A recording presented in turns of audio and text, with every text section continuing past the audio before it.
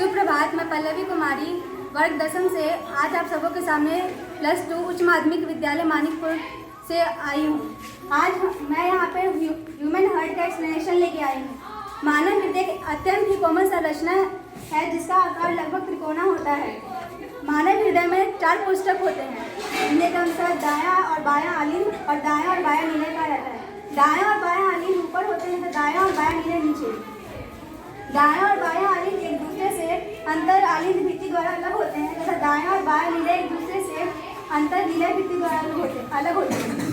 दाएं आलिंद और दायां नीले के बीच में एक कपाट होता है जिसे त्रिदली कपाट कहते हैं तथा बायां आलिंद और बायां नीले के बीच में भी एक कपाट होता है जिसे द्विदली कपाट कहते हैं। दो अग्र महाशिराओं व एक पश्च महाशिरा के द्वारा शरीर का संपूर्ण विऑक्सीकृत ब्लड खून दायां आलिंद में आता है। जब दायां आलिंद संकुचित होता है तो वह सारा रक्त त्रिदली कपाट के द्वारा दायां नीले में चला जाता है।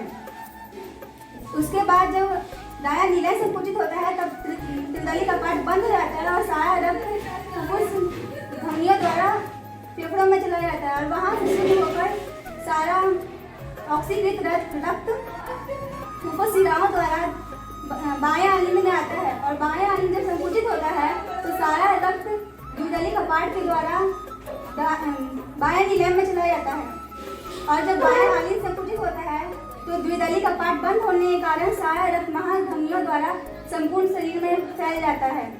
यह बायां आलिंद और दोनों आलिंद एक साथ संकुचित होते हैं और उस समय दोनों नीले स्थिलित होते हैं और जब दोनों नीले संकुचित होते हैं तो दोनों आलिंद स्थिलित हो जाते हैं।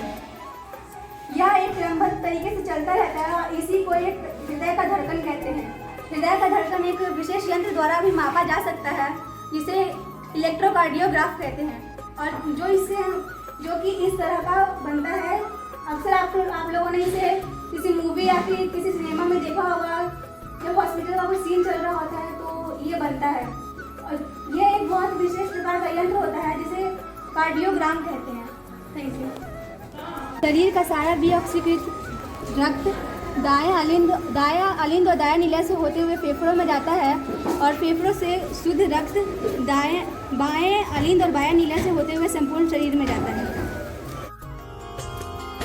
यदि कर्म तेरे पावन है सभी डूबेगी नहीं तेरी नाव कभी। तेरी बाह पकड़ने को वो भेष बदल के आएगा। पता नहीं किस रूप में आकर नारायण मिल जाएगा। पता नहीं किस रूप में आकर नारायण मिल जाएगा।